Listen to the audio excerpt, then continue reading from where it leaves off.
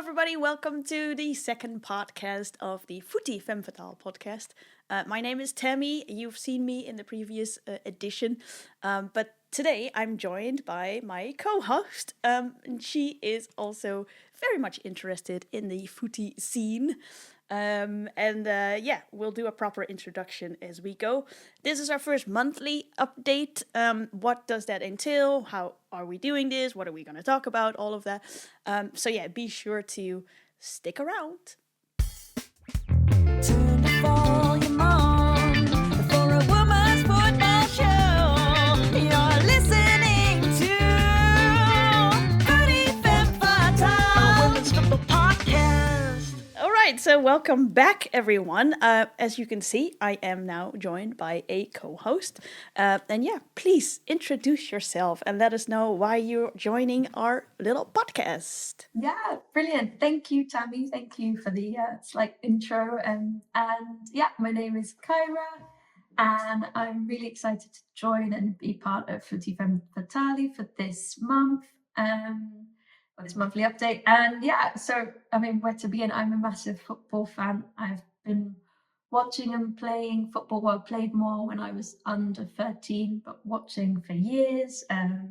Mostly the men's football. I'm pretty much an expert in the men's football, also because I grew up at a time when, as we will be discussing, there wasn't a lot of women's football at the time, especially on the professional side. There was, but there wasn't a lot of access availability as a child. So therefore, I grew up around the men's game.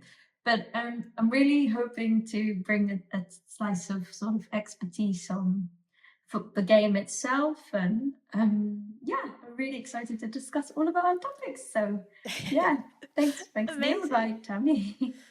Yeah, no, for sure. So to give a little background of why I invited Kyra to this, so we used to work together at the same company. I was a music data editor, and you actually did sports data. Yeah. So that means you knew all the ins and outs of what was happening in the current state of sports. I knew you were a big men's football fan, so I think it's really good to hear that experience, because I don't really know much about men's football other than the big players and all that.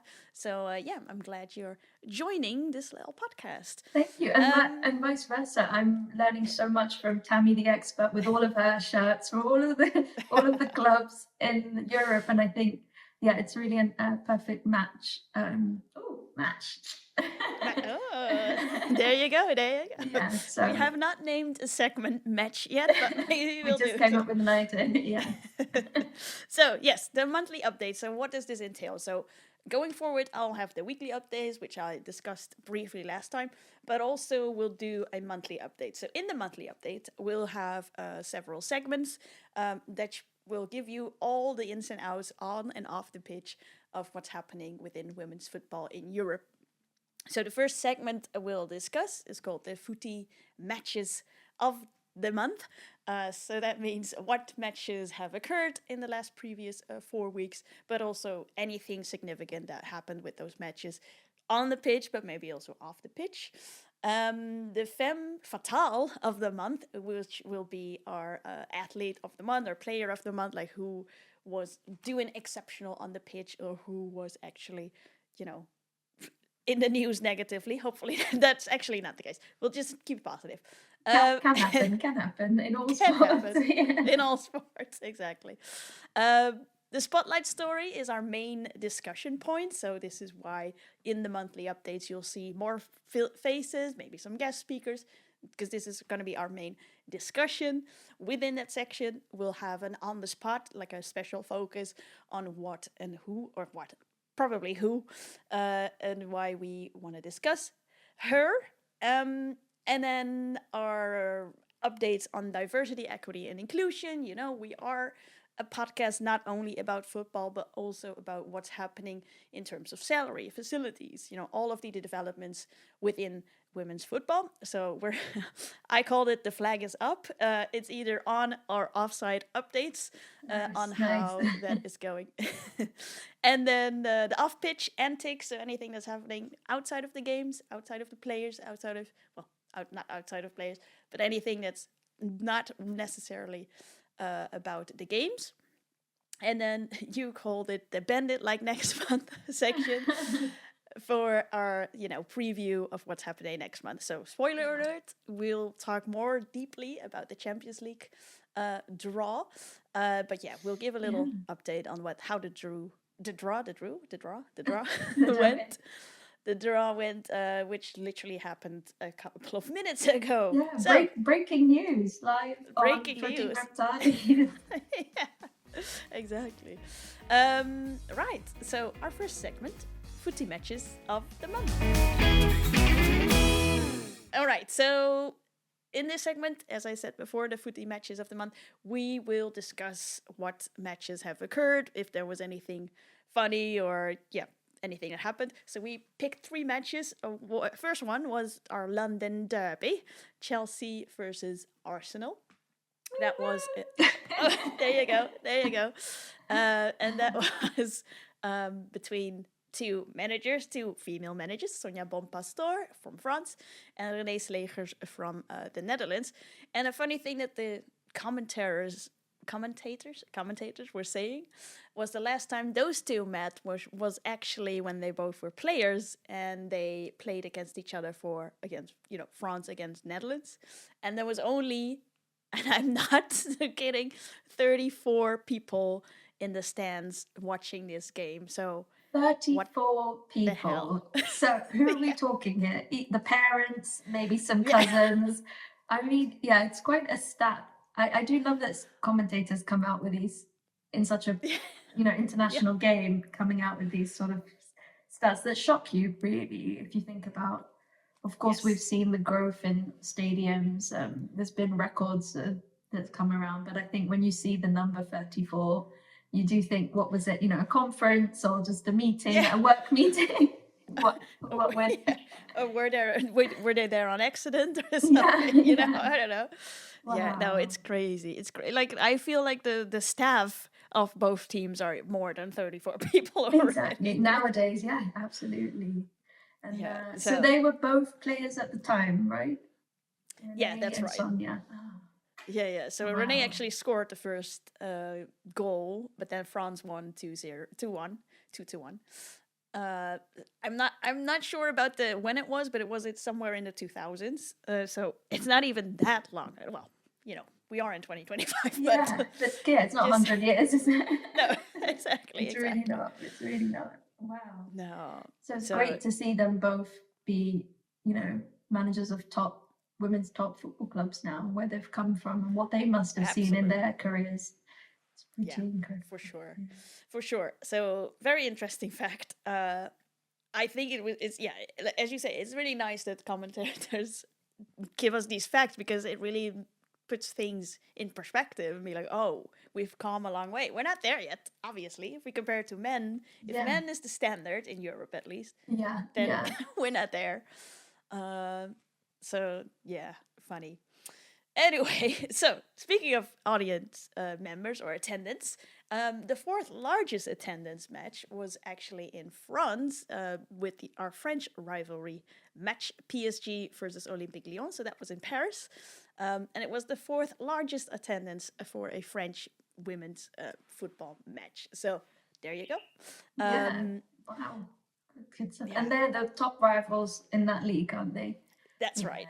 So Lyon is the reigning champion since forever. But PSG is also is getting there. So they buy a lot of players to get them further. And then last but not least, which was kind of an upset for if you're a hardcore Barcelona fan and if you're following women's football in Barcelona, you would have been very accustomed by the idea that your team is just winning every match. But they actually lost a match against Levante, and that they haven't lost in 6 years.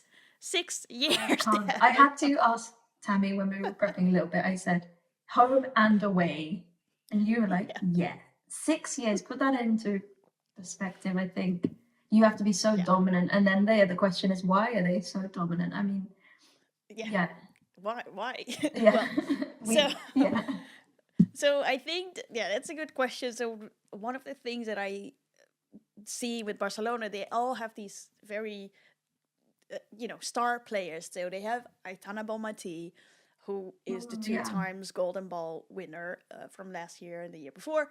Then they have the winner before that was Alexia Putellas, who is also a Golden Ball winner. Incredible. So, and they're not even strikers; they're midfielders. So it's insane. A lot. Yeah. It's not just in the forwards; it's also across the pitch. Wow. Yeah. And Levante, good for them. Yes. I wonder if anyone expected it that day. I like world beaters, So speaking of dominance, if we look at the French league, and we already mentioned Lyon and PSG. Lyon actually also lost a match, which was not in the league, but in the Super Cup, so the French Cup. So this was actually a really upset because we're still in the early stages of the cup, and I forgot who they lost against, but it was celebrated like they won the cup, the other team. So that's what, that just crossed my mind that, it can happen. So. Was it a team that's definitely in the top league? No, not even. Oh, not even. That's great. I mean, not great for them, but great for that club. And also the league again, because you see variety and wins. And people love to go to a football match and see that there's hope and possibility that you can. That's what people live for, right? And it's excitement. Yeah. So it's good. It's good. I like that. Yeah. Yeah. No. And they definitely were the is that how you call it, the dark horse? So they won with penalties. That I do know. They won with penalties, and their Lyon's normal goalkeeper, I forgot her name now, Christy something. Sorry, she was not playing, so it was like the second or third goalkeeper, and then it went to penalties, and then she actually was the one missing the penalty. The goalkeeper missed the penalty. Wow. So the odds were God, in their favor. That's crazy. Yeah. So that was it. That was it, because it went like 11 penalty. Both of them took 11 penalties, and then the goalkeeper missed the one. That's a lot of pens as well. But, what did I want to say? A month of shocks, then I could say. Yes. There's some, which is great to see. I think we don't want the same teams always winning. If you know what I mean, we see it in the men, so we don't want that in the women's. But we're going to delve into that later, I'm sure. Yes, exactly. Yes, that brings us to our next segment. So we have, talked about the footy matches of the month, but we obviously also want to highlight who has been doing a great job in the last 4 weeks, who has been standing out. So there's one person that has made headlines throughout the world, which we'll talk about in our spotlight story. I was looking back at all the matches, and I figured the person, the Femme Fatale of the month for this month is going to be Eva Pajor. So she is Polish. She plays for Barcelona. So these are her stats until now. She played 15 matches, scored 14 times, and has 5 assists. So you can kind of see why she's been on a record. So she is a striker for Barcelona. So obviously favors are also good for her to score. But yes, she's just unstoppable. And I think we can hear a lot from her going forward. So that's our Femme Fatale of the month. Yes, she's unstoppable. Eva. I have a question. Has she been at the club a while? I'm not familiar with, or is she new? No.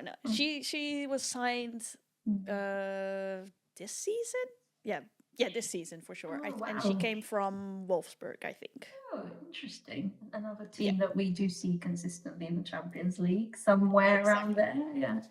Exactly. Big moves. So there you go. Nice. Right. So I hope my stats are right. So if I'm wrong, I'll read. I think you do hear that in many other podcasts. So you go away, you're like, that ain't true, and then so it can happen. Exactly. All right, moving on to the spotlight story. So on the spotlight story, we discuss, what is happening in the last 4 weeks. So there was one thing that happened that made world news, literally the world was talking about this. Yeah. Which was, as you know, we came from our winter break where people celebrate Christmas and get engaged and married, but also, they also do transfers. So the winter break is the opportunity for clubs to reshuffle, Shuffle the money, shuffle the money, shuffle the money, spending it like there's no tomorrow. And there's one team that has been spending a lot of money on new players, and that is, well, you have the shirt on, I have the shirt on, Chelsea FC. Yeah. So yeah, a bit of background. I think, Kyra, you are the perfect person to talk about Chelsea. How is Chelsea in general? So I don't have to do women's football, but yeah, what is Chelsea? What kind of club is it? Chelsea? Well, I think it's important to know. I also had to check this, and maybe you know about this too. But it's Chelsea the club, and like with all these football clubs across Europe, they have their women's teams, but they're still run.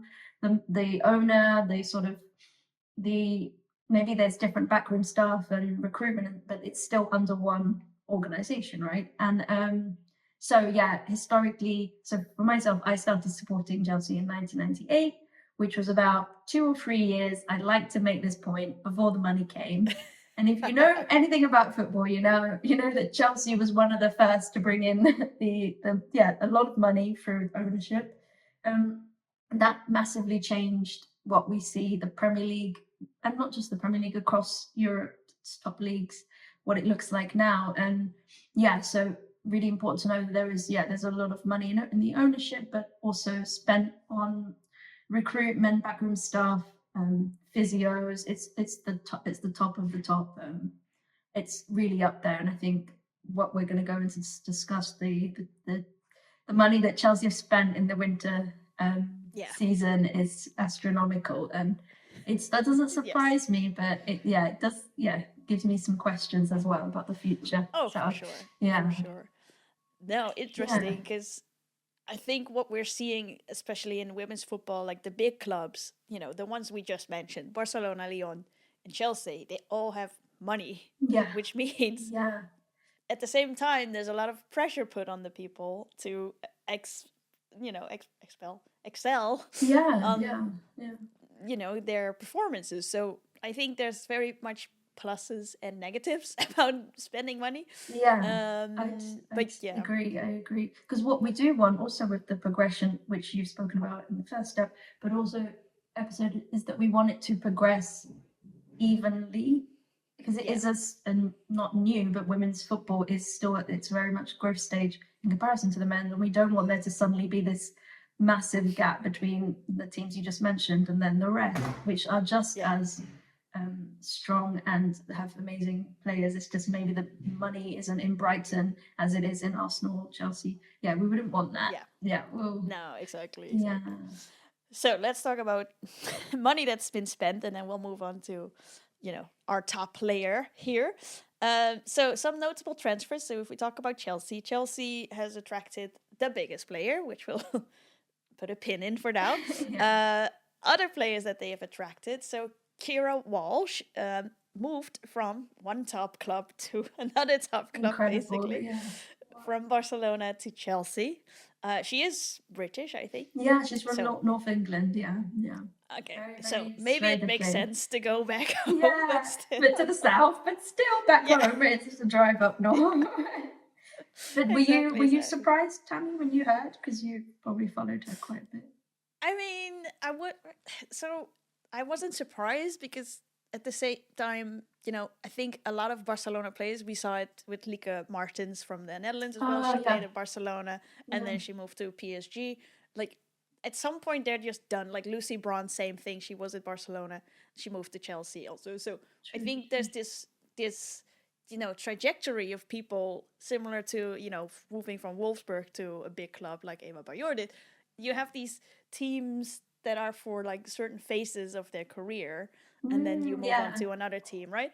So it looks very suspicious in a way, but also very predictable to see like big players like Kyra Walsh or Lucy Bronze move from Barcelona to Chelsea, just because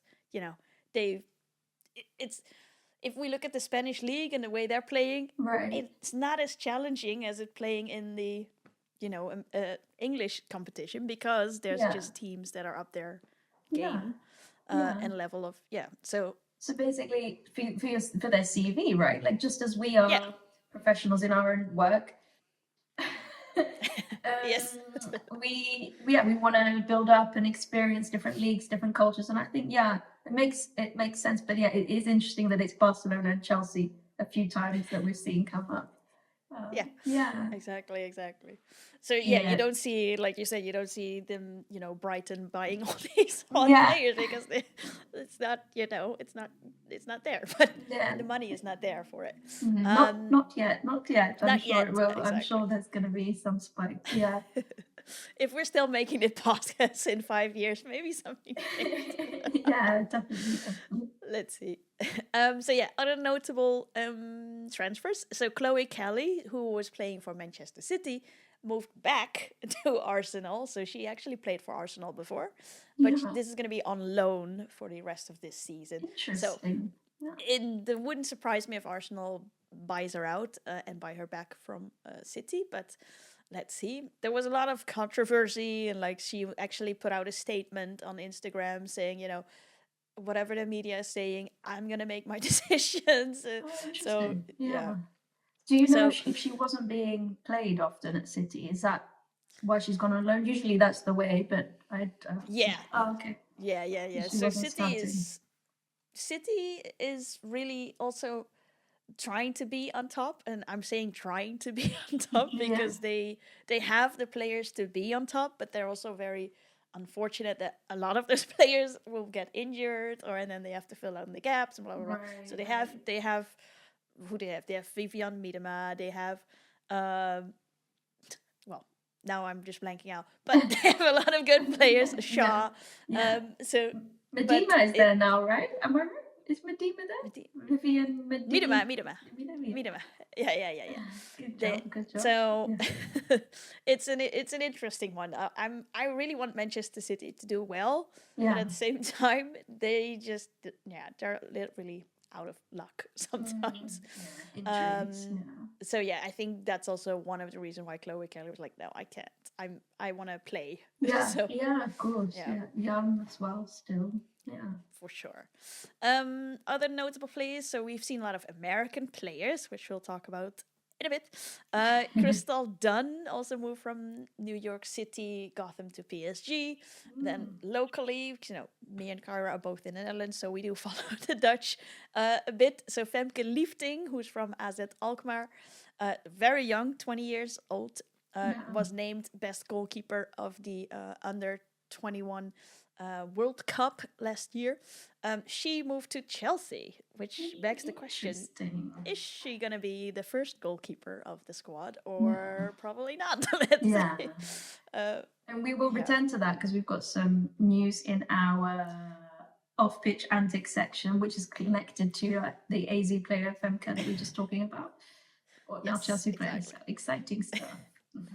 Very exciting. So, I haven't really looked at the top 5 most expensive transfers and the top 10, but we just want to highlight the top most expensive woman.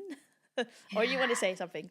No. I mean, with the record of women's transfer had happened. How could we avoid it? It was all over on every news, every country that you couldn't miss it because it was a big thing. Shall I jump in? Please go ahead. Who are we talking about? Drum roll. A clapping roll. So we're talking about the amazing, the talented, the very happy I would be if I had that money. Naomi Girma. Woo! Girma. So Naomi, well done now. Californian dreaming. Well, now West London dreaming. So she is wow, what a start. So I mean, I don't know where to begin. I would say, well, first of all, Tammy and I saw her play at the end of last year, and at that time, I don't think anyone, unless you're in sports, sort of, what do you call it, marketing partnerships or something like that, agent. If you're an agent, you might have known, but nobody knew at that time that the player that we saw, it was US versus the Netherlands in a friendly in Den Haag, The Hague, that she would be the women's record transfer. So yeah, she's for those for those fans of distance running, she has the middle name of one of the greatest distant runners in history. His name is Haile Gebrselassie, so her name is Naomi Girma, which I think is already heritage to have that name in the sporting world. I think, he really is one of the best out there distant runners. And she herself, American-born, Ethiopian heritage, and she's now the most expensive player in the history of women's football. It was £900,000 on the day, converted 1.5 million euros, which is, we've never seen those figures, Tammy, right? No. I mean, I can think of off the top of my head, and you know more, but I can think of figures like 300,000. I'm not sure if we've ever even had 500,000, but 1.5, I mean.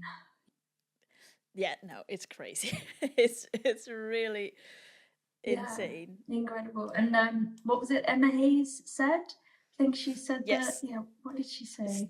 So in one recent press conference, I think Emma Hayes, who was the coach of Chelsea, mind you, and now moved to be the coach of the USA. So Naomi is obviously in the US squad. That's where we saw her. She mentioned that Girma is the best defender in the world at the moment. So, to have a coach like that say that, it's a big statement, first of all. But second of all, now there's a lot of pressure on you and eyes on you, which begs the question, maybe Chelsea was actually thinking, well, if Emma Hayes is saying this, maybe we should get her on board in our teams.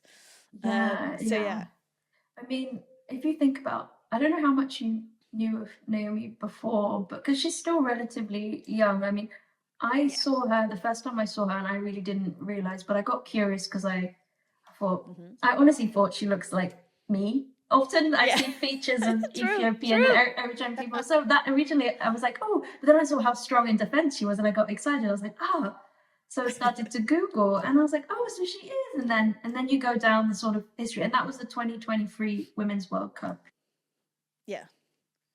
Australia? Was it in Australia, New Zealand? Australia, New Zealand, yeah, that's right. And and since then it's just been meteoric rise, right? From San Diego Wave, to where she is now, and still so young. I think, it's so exciting, right? It's really an interesting one. So this actually happened at the end of the winter transfer window. So there was a lot of talk. There was like rumors going around, and like, oh, Lyon is interested in signing her, but so is Barcelona. So it was like there was probably a bidding war going on, and nobody really knew what was happening.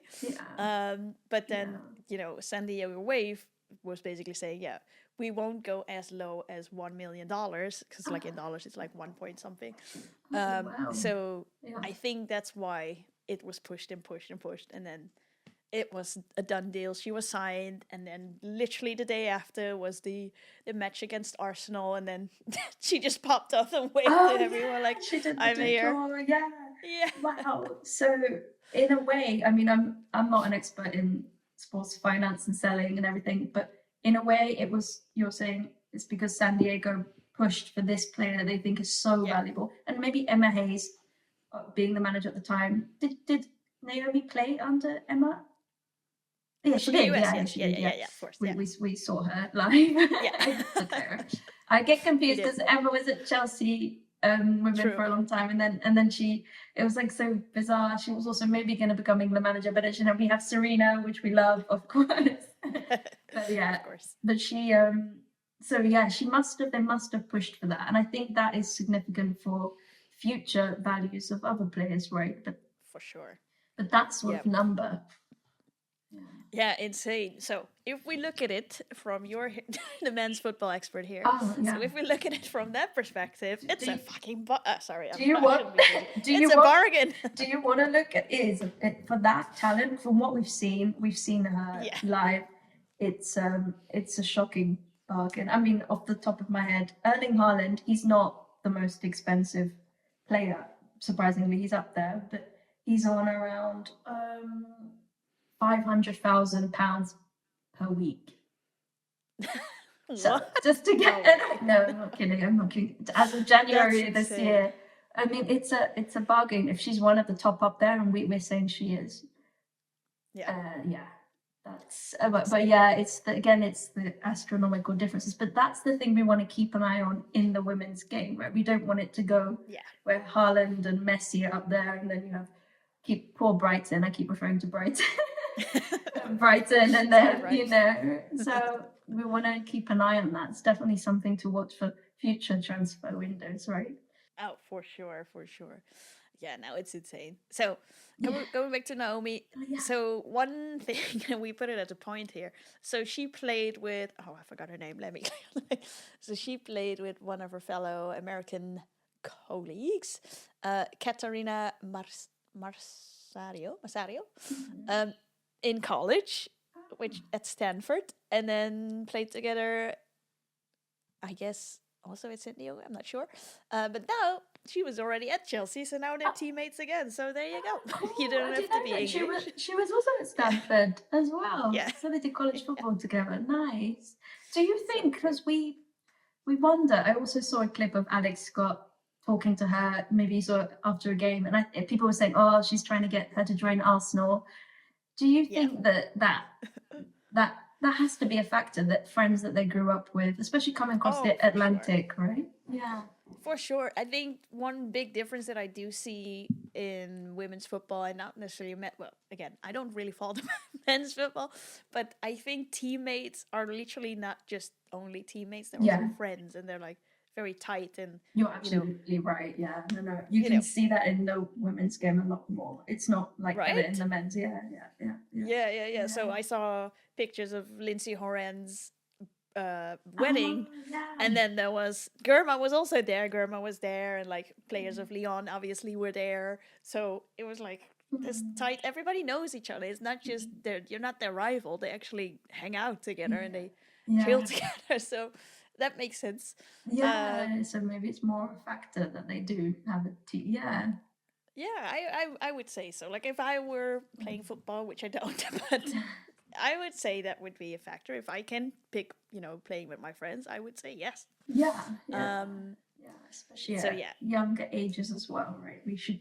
Yeah, these are still players that are moving across, leaving their family. I mean, she's just gone from college to one club, and she's already on to a different continent. It's got to be a factor. Exactly. Wow. Exactly. So and one last thing, I'll put it in the video to see. So Millie Bright and Lucy Bronze, they play for Chelsea. Last year, when we went to see Netherlands versus US actually also did a friendly match against England the week before, in November. And there's a video, which I'll insert here, where Bright and Bronze are like around Girma and be like, ooh, like very sneaky. Yeah, and it's so funny to see. What's going on there? So maybe the talks with Chelsea and San Diego Wave were already happening. And not just in the last day of the transfer window. As we all were like, shock. And they were like, we've been talking about this for half a year. But it's nice to see those moments, because it's very human and real, and maybe we're not fully informed then, but looking back, it's nice to make the connection, For sure. So Chelsea has been bargain shopping. I didn't want to say bargain. It's not for women's football, it's a bargain, but they have been shopping for lots of new players. So does that mean, we kind of touched upon this already, is this going to expand their dominance, or is it actually going to be painful for them if they lose, or like how is it going to be in their favor? Like what do you think is going to happen? Well, that's so interesting. The last point that you made about, does that then give more pressure? Because we have seen now that we have, it's no longer in the men's game, it's no longer Chelsea and Manchester United. It's top 6 players, maybe even 7, with this sort of, we're talking billionaire ownership. And I think what you see now is that it's become so that the money doesn't matter.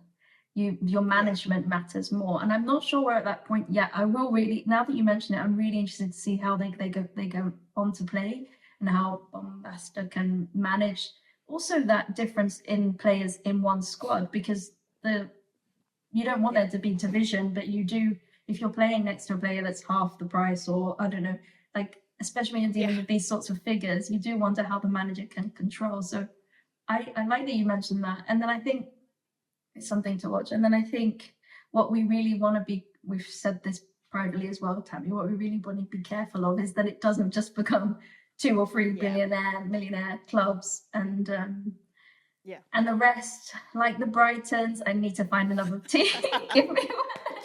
Give me one. Leicester City, are they in the Championship or are they in the Premier League? Leicester. They are. You don't want there to be. You have the whole Super League controversy where these really wealthy clubs wanted to break off. We don't want that, I think. But I do think this should give, and I wonder if you agree, ammunition for the other clubs to start investing even more, because otherwise Chelsea are going to run away with this, and they're just going to be more advanced where we want clubs to be advancing at the same. Do you not think that other players will now look at this, other teams will look at this think, what do you think? I think it's good that Chelsea is doing it, but at the same time it also exposes how much money there isn't for a lot of clubs. And also I wish we could sign these players to improve our team,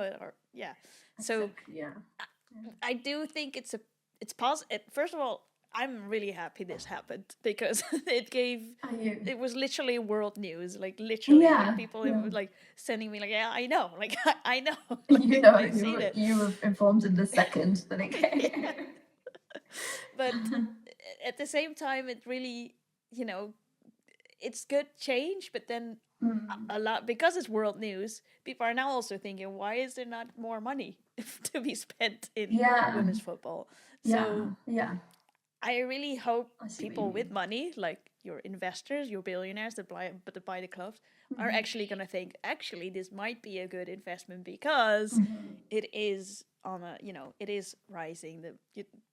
People should be watching more games and invest and sponsor and blah, blah, blah.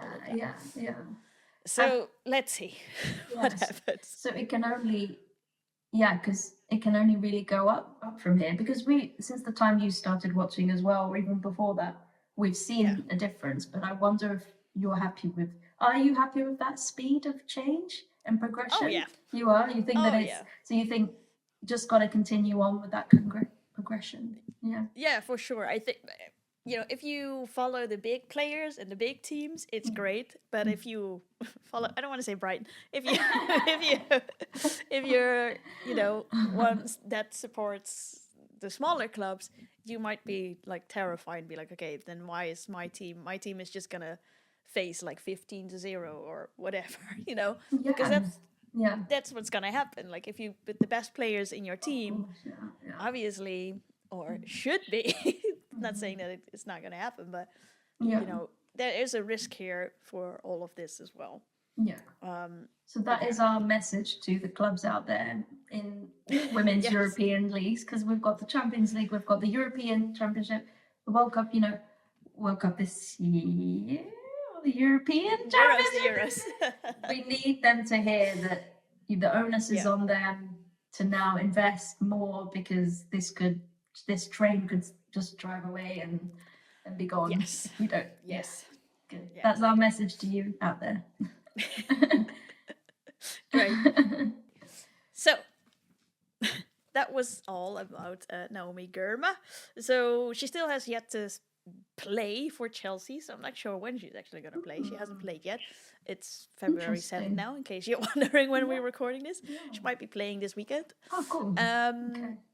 But let's see how that will go. Moving on to our next segment, which is called The Flag is Up. So what is this flag? So this flag represents our interest in diversity, equity, and inclusion. So we already briefly mentioned, equity. We want equity, not equality. Equity in our women's teams. Diversity. So we haven't actually mentioned it, but out of the top 10 record transfers in the women's football, half of them are actually women of color. Colour, So yeah. there you go. Which is great then- on both sides, right? First of all, it shows that there's globally, there's women from all cultures, backgrounds, doesn't matter if you're Western, from Australia, New Zealand. Yeah, it's nice to see that there's talent all over the world, and For sure. so it's really good. This list is very interesting. Yeah, so we have. I'm looking at the numbers. Oh, okay, yeah, I see. And Dana, sorry, yeah, the people listening can't see what I'm looking at. But interesting. Good. So, and then obviously, so diversity, you hear this a lot. Diversity, equity, and inclusion, DE&I. This is actually why me and Kyra worked together closely at a company. Yeah. We weren't in the same team, but we were actually doing lots for our diversity, equity, and inclusion. And this is why I called it the flag, the virtual flag. Is that flag, how is it hanging this month? Is anything happening in favor of women's football? That's what we call the on-site section. Or are there some negative antics, the off-site section? So on the on-site section, for this month, 2 days ago, February 5th, actually, was the National Girls and Women's in Sports Day. So national, I'm not sure, I think it's American, but hey ho, we can just call it international. Girls and Women in Sports Day. So yeah, that happened. I'm not sure if you want to say anything about that. I haven't really looked at the website. Honestly, the one thing I will say on it is, I had Sports Day too in the UK. Really? I guess you did as well in the Netherlands. Like, it was usually at the end of the school year where the parents, in this case. Oh, really? Yeah, the parents would come in. I'm not sure how old. Yeah, I can see in the picture here. The American player is. Do they have a national day for it? Right. Okay. That's nice. It's nice to see. Especially as a lot of these talents begin when they're young, right? And especially with football. That's good to see. You that's a good point, actually. I think what I really see is, when kids are young, for the boys, it's always like, oh, I'm gonna go football. Yeah. Whereas if you're a girl, it's not really necessarily, you do ballet or something else girly, and football's not really in the top to do. So I think this day will actually give them some more insight. And I know from experience, especially here in the Netherlands, that kids are targeted for women's football more. Like, they have all these things that kids can do and be involved. So it is a good development, and I must say that, hopefully we can have also National Girl and Women's in Sport Day here. That would be really good. Definitely for the future of our football stars, right? Yeah. For sure. Then if we move to the UK, Google UK, so not the global Google, they removed the default search for football. So if you were to search football in Google, so not soccer, football in the UK, you would get the men's football data. So any men's match that happened, blah, blah, blah. So they actually changed that. And now under the search bar, you can switch between women's football and men's football. So you don't have to. So normally when I search, I always do women. I've just realized that that's what for work I would every day. It would all be mixed. Yeah. Is that what you're talking about? That's. I mean, why did that already exist? That obviously it seems like a natural tab to add, but also for work purposes, if people need to, but also for anything. We're a fan of you don't want to have to be trolling through all these games. Oh, no. I think that's fantastic. Yeah, it should have happened, but I mean, I'm not going to get bitter about it. It's good. It's good. Very good. It sounds like something very small, but at the same time, I'm like, yes, finally. Like, I didn't realize it was such an issue, but if I search something for football, I always have to declare that I'm searching for women or feminine or all of this. It's like, so anyway. And good. Tammy, do you know if it's, I haven't delved in, if it's just Google UK, why is it? Or should it not just be Google? Yeah, I don't know NL? why it's, if I do it from my thing, it doesn't show. So I still have to put in women. Okay. Yeah. So I don't know why it's just Google UK, but hopefully it will change for the rest of the world. Definitely. It should be an incentive or action call to others. Definitely. Yeah. Yeah. Good to Very see. interesting. So that was positive development. There's probably more positive development, but you're either going to hear it from us on the monthly podcast or in my weekly update, which I'll have to do now that I'm not on holiday anymore. So you'll definitely will keep us up to date weekly as well. So offside, obviously, it's not all roses. It's also negatively. There was an article that was talking about the women's salary compared to the men in England. So they were looking at the English players for the English team, and I think it was like 17,000% difference than the men. That's ridiculous. Like a little table. Wow. So you know, Yeah. it's so interesting because like most people when they say like, okay, but if you want women's salary to grow or you want to invest, you have to have full stadiums, you have to sell out. And in England this happens already. Like the English squad, they do sell out the whole stadium. There is the fan base. So where is I think the key word again is we're talking about investment. The players themselves talk about it. I think it's not enough to say it's come so far, this is amazing now. That's just the beginning. I think if we sit on that, then we're just always going to be talking about these 17,000% differences. And I think also a lot of these professional women footballers do say, like you said, not equality, equity, but also reflective of their services, the time that they give in. These are full-time players now, and like you say, reflect also the fan base. There is a fan base there, so something isn't adding up. There shouldn't be a 17,000% difference in anything, let alone women and men's football base salaries. So exactly. When I read that, I was like, this is so wrong. Like, if I look at the Dutch league here, there's actually teams like players that have to have another job on the side in order to like maintain like literally.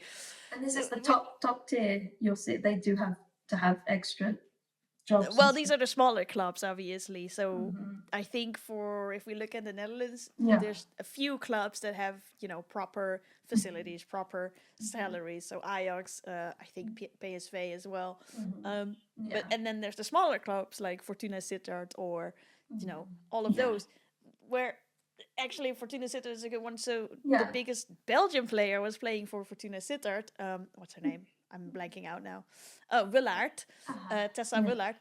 And she actually quit that club and went back to Belgium because she was like, I'm not making enough money. I should be, I have to have a job. Like, I don't, and she's the top player of Belgium. Like, that is shocking. Is that recent? Do you know how long ago? That was last season when that happened. I mean, if you get to that point where you're like, I need to if a footballer needs to I need a salary to live, and they've got the best in their country. I can't. So, but that's the reality with the smaller clubs. There's just so much discrepancy, and then you have the top clubs who everybody loves and follows, like Barcelona. It's just we need some sort of balance, or we need some investor to come in and help them, or but I'm curious to see if we do the same study or the research here in other territories, what is going to come up there as well, because I'm pretty sure it's going to be the same, but then they should probably compare like salaries of the big clubs compared to the small ones as well. That's so we're always like in the men's game, we're always comparing the top fives and whatever, but you were right, compare it across the whole board, there is going to be far more discrepancies in the women's. It will be shocking, and we'll talk about later in the what's it called, bend it like move it section. But of course it's a big year for international women's or European championships this summer, and I think that is often where people's eyes again, as you see globally, are on the game, and we do see hopefully more movement in investment. So I think we should return to this table of numbers in due time and compare. For sure. Okay. Anyway, Tammy, I can talk about really disappointing thing that just happened, I think a week ago, when Manchester City lost. Shaw. Oh, I forgot her Shaw, name. I went blank. Khadija Shaw, of course, Khadija Shaw. Yeah, Khadija Shaw. because she's got a nickname, isn't she? Like Bunny. Bunny. I wanted to say Buh. Anyway, so Khadija Shaw, she experienced, and unfortunately, it's not common, not uncommon. I wish it was not common. That racial abuse via social media when Manchester City lost last week. And it affected her so much that she actually missed a game yesterday or the day before, a league game, because for mental health reasons. I think what we this is across the board, men's, women's game. And I was saying to Tammy that I think social media, unfortunately, has given it the avenue for this, and people the sort of the screen to hide behind. I think it's also important to mention because it's men's, women's, it doesn't really matter. It's still happening, and it's really good to see that her teammates and players came out, manager came out, all in support. But at what point, I don't know, does this change? It has to change, but it comes from the social media owners, and we don't need to go into the biggest one at the moment, but that's problematic. Everyone listening knows who I mean. You know which one we're talking about. Yeah. But really disappointing, and I hope she bounces back, because she's fairly new at City, right? I'm not sure how long she's been there. Not sure. I don't want to say anything that's not true, but Oh, I'm reading now, 2021. You don't want something like this moving abroad to curtail your future, or Yeah, for sure. Mm. Yeah. So that's negative news for the day on that point. Yeah, other negative news that we saw, the Real Madrid general director, he basically said he wants to cut the budget for the Liga F. So Liga F is the feminine league, so the women's league in Spain. I don't know why, why? Why cut? Not cut, give more. Yeah, exactly. Especially Real Madrid. Like, I get Real probably has money, but they're still not on the level of Barcelona, who have more money even. And then if you cut the budget, there's no equity left, and it's gonna be more unequal. But so Tammy, that's so disappointing. But that's the general director of the club saying there's too much money in that team. Is there any other way you could say to the people you don't matter? Actually, exactly. That means I'm just going to focus on the men's game, and then that's our investment, and that's it. Oh, that's not good. Not good. So if we focus on Spain, our last point here. So the Supercopa, who Barcelona won against Real Madrid 5-0, just to give you an idea of the dominance of Barcelona normally. So the Supercopa, they won that, and then there was all these talks that they want to move this cup final to Saudi Arabia.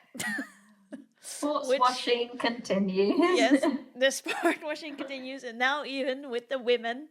So now it's like, okay, what are we actually doing here? So if you don't know, I don't want to sound disrespectful, but there's a lot of issues going on about why things should not be organized in Saudi Arabia. You can all look those up. I'm not going to mention this, but Alexia Putellas and Aitana Bonmati, the two biggest players of Barcelona, both expressed that they are not in favor of these plans. Good.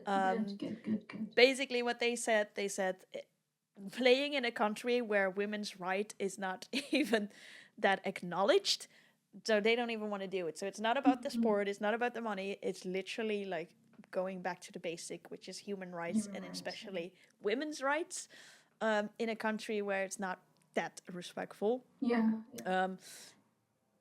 I don't want to elaborate too much on this, but it's just a testament of saying that even the biggest players are not afraid to call out these ridiculous plans. So that's a positive on the offside, that there are these players that arguably would be their big Saudi Arabia or big poster sort of to coming, that they are not standing for it. So an onside to the offside. Exactly. Nice. There was a nice burger technique that we did there. Um, so yeah, moving on to one of our last sections, our Off Pitch Antics. Ooh, what is going on? Goss. Well, Goss, goss. goss. Again, positive and negative goss, but there's it's definitely some things to discuss, right, Tammy? Yeah, for sure. Yeah. So, off pitch antics, what is happening off the pitch, anything in particular? So, one thing what happily announce are the goalkeeper of Chelsea and also the Swedish national team. I'm gonna mispronounce her name, but here we go. I'm happy you're doing this and not me. So, Cezera Musovic is Swedish. And she just announced that she is pregnant. So that's great news. It's going to be interesting to see how long she's going to play or if she's still going to play while she's pregnant. I know, for instance, Lieke Martens is also pregnant and she actually released a video where she was just training with her belly out and everything. And I was like, wow, that's so cool to see. Good to see. Yeah, good to see that. Yeah. So let's see what's happening. Obviously, she's a goalkeeper, so there might be a bit more risk for a ball hitting her stomach and all that. And then obviously connected to AZ Alkmaar Femke, which is great to see Chelsea looking globally, but also at future because she's so young. So it's nice to see an opportunity come around for a young player, and congrats for sure. Cezera. Congratulations. Yes, and then there's a bunch of off-pitch antics that are a bit well, let's talk about managers. So if we look at the managers, we did discuss Renee Slegers. So she was actually is that how you call it, like the interim coach? Interim, when the other guy left, I already blanked out on his name, but he was not doing a good job anymore at Arsenal, so basically they fired him, and then she took over, and then it took a long time before Arsenal was like, we're gonna make you head coach.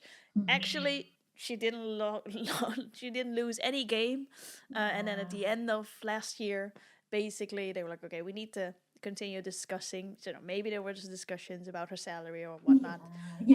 We were saying also, Tammy, that sometimes this happens also in the men's game where there's this media excitement about it. It also boosts the opportunity for the Renee to maybe have a high salary or other managers to come in. But I think it's part of also making the sport exciting and the team and the club and people wondering.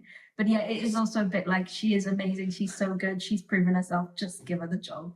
Yeah, exactly. Just do it already. Come on. Anyway, so they did, thankfully. So now she's the head coach of Arsenal. So yeah, good job on her. Well done. And then some negative news on manager side.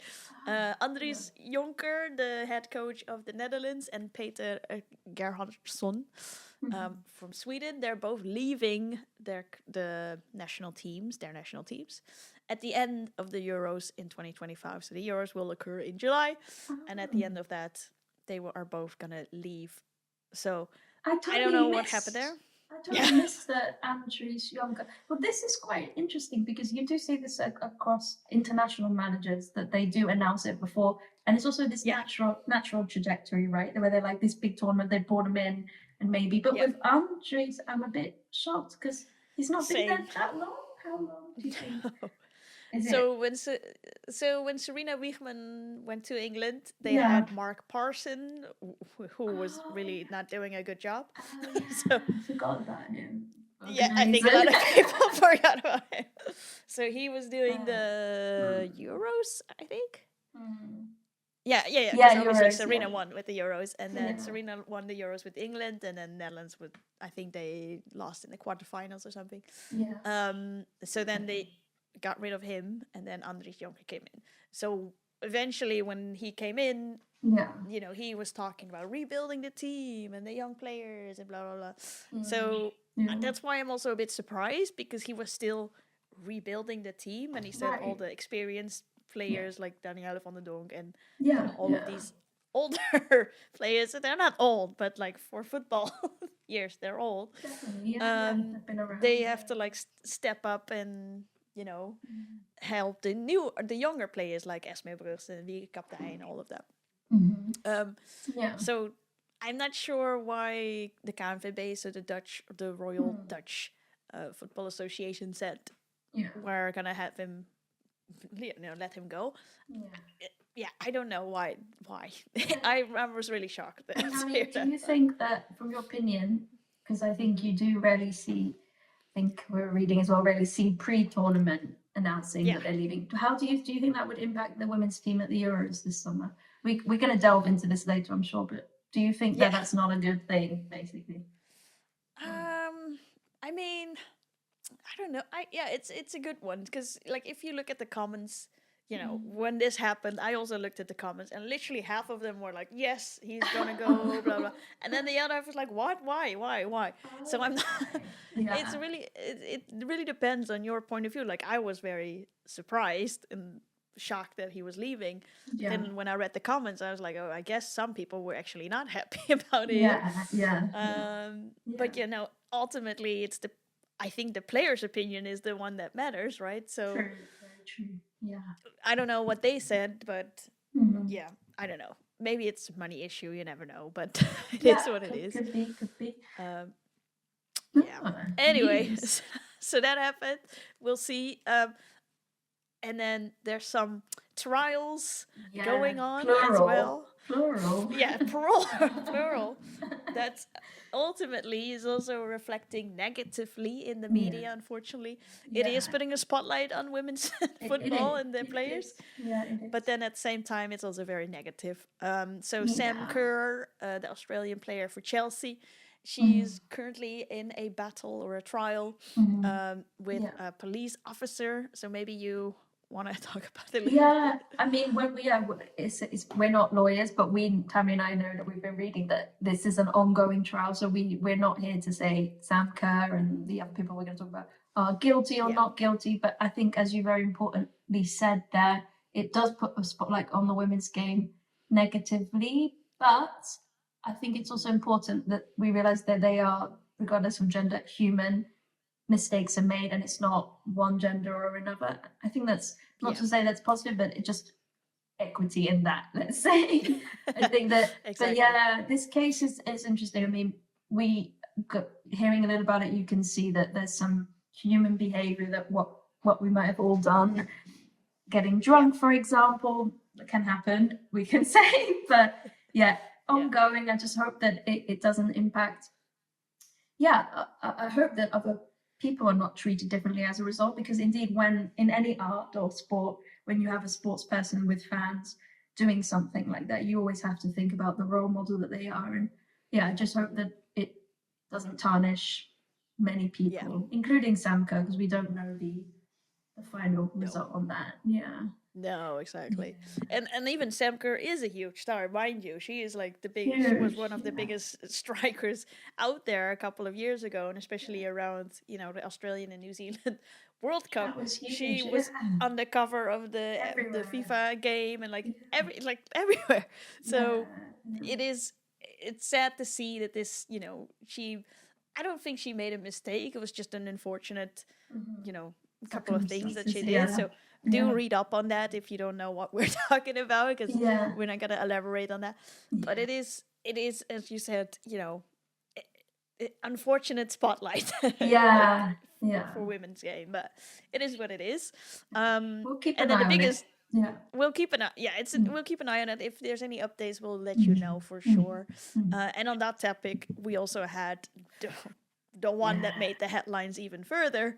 They had Jenny Hermoso and Rubiales, who inappropriately kissed her at the World Cup ceremony.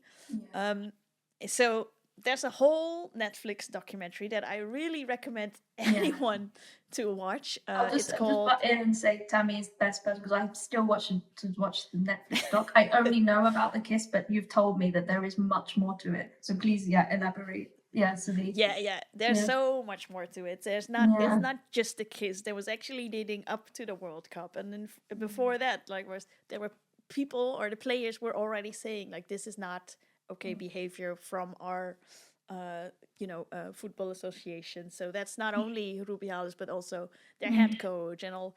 Just watch the documentary to Wow, really see that it's not just the one kiss. And yeah, the trial has started just recently. So Hermoso has already given a statement. She basically said, he ruined the best day, one of my best days of my life. He ruined it. Oh, that's awful. Yeah, so that's, and we all know that Spain won the World Cup because the rest of the world knows because of that kiss. So it's like, instead of the other way around, people are talking about the kiss, and it's like, yeah, but what?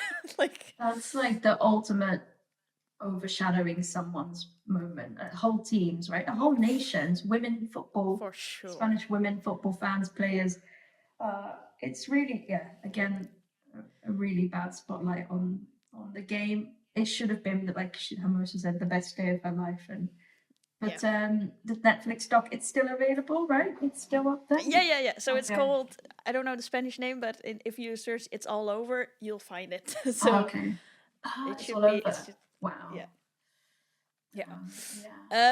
Yeah. Right. So wrapping up all of the Off Pitch Antics, moving on to the next month. So what are we looking forward to? So if we talk about next month, we talk about the rest of February and the beginning of March, and we just looked at the quarterfinal draw. It just happened. It literally just happened. The Champions League draw.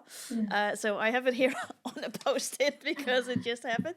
Who are we looking forward to see? So if I just want to mention all of the quarterfinals. So quarterfinal 1 is Real Madrid versus Arsenal. Number 2, Manchester City versus Chelsea. Who plans that? Okay, we're not accusing anyone, but might be. The third one, Wolfsburg versus Barcelona. And then the last one is Bayern Munich against Lyon. So let's talk about Man City and Chelsea just quickly. We are obviously going to talk about this more when they occur in March. But yeah, just your first reaction to City versus Chelsea. Like, literally, you've got the shirts. Tammy, this is the ultimate advertisement. Well, yeah, the money meets the money. I mean, like, no, they do have some of the best. Both teams have the best players in the world. I think it's positive and negative. It would have been nice to throw up, but also it means more excitement because at the quarterfinal stage, one of them's gonna go out, right? It's 2 legs, right, Tammy? Is it 2 legs? Yes, that's right. So yeah, I had to ask Tammy because of the difference in European football, which it's probably going to change. So, but yeah, good and bad. I think exciting because one of them's going to go means that there could be another team that has an opportunity, but also, meeting at this early stage. Yeah. And what did you think about the other draws? Yeah. I mean, so it's really interesting for me to see that, the top 4 teams are playing against the lesser ones. So I see what you mean. Yeah, I think Man City and Chelsea is actually going to be the top game. If you look at Real Madrid again, not to disregard any of Real Madrid's level against Arsenal, I think actually Arsenal's probably better than Real Madrid. Even though if you ask this in men's football, then they're gonna say, "Oh, Real Madrid's great," blah blah. Yeah. Not in the women's football. It's different. No, you know very well. Yeah, the Spanish league is Yeah. So that's gonna be interesting. And then Wolfsburg versus Barcelona, which might be, I think, really Wolfsburg is going to be a dark horse in that game because people are expecting Barcelona to go all the way, as they should. They won the previous one and the one before that as well. So and we know that they're on a 6-year streak. Oh, but it was just broken. So that might be the beginning of miracles at Barcelona.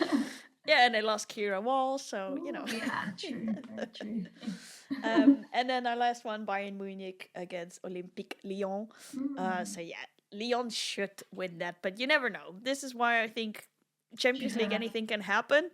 But and then they also did the draw for the semifinals, which means semifinal 1 is either gonna be Wolfsburg Barcelona versus Man City or Chelsea. So that means Barcelona can meet Chelsea in the semi-final.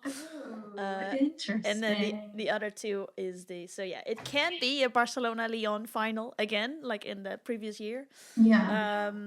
And I think Chelsea was against Barcelona the year before that. Yeah, pretty sure. Let's see what happens. We'll talk about Champions League soon. Exciting. Yeah, very when exciting. it happens. And then also this month, yes, in a couple of weeks, we're gonna watch another game live in the Nations League. In my hometown! Which I haven't called ever, but now I have freedom. I'm really excited. First ever UEFA Nations League game. Have you been to one, Tammy? UEFA Nations League? Yeah. I went to Spain, Netherlands, which was the semi-final in Spain. Cool. Oh, nice. And then the third place game because they lost, and then they lost that also. So I was like, okay, great. So hopefully now when they play Germany again, they will win. But let's see. So I'm really excited. It's also really nice to see international game ahead of the Euros, right? Get a slice of what we might see. Very exciting. Very exciting. Exactly. Yeah. So we'll talk about that more. Obviously, keep you posted on our weekly update. Actually, I'm gonna wrap up this podcast now. So the weekly updates will go on going forward. So that's just me giving you updates on the games that have happened or anything, with all of the ongoing trials and ongoing antics happening as well. And then obviously next month, the 10th of March, so if you're listening to this, we just released it, we will release our next monthly update. So that's going to be closer to the Euros also, and we'll probably do a special series around the Euros as well, which are happening in Switzerland. So, yes, Kyra, thank you very much for joining this podcast. Absolutely, this was so enjoyable talking about the thing we both love. I mean, I just felt like I was talking about with a friend, So this was great. This was great, and I'm definitely going to be back if you let me. Of course, we love you. We want you back every time. Yay! Good. Yeah. Anyway, well done.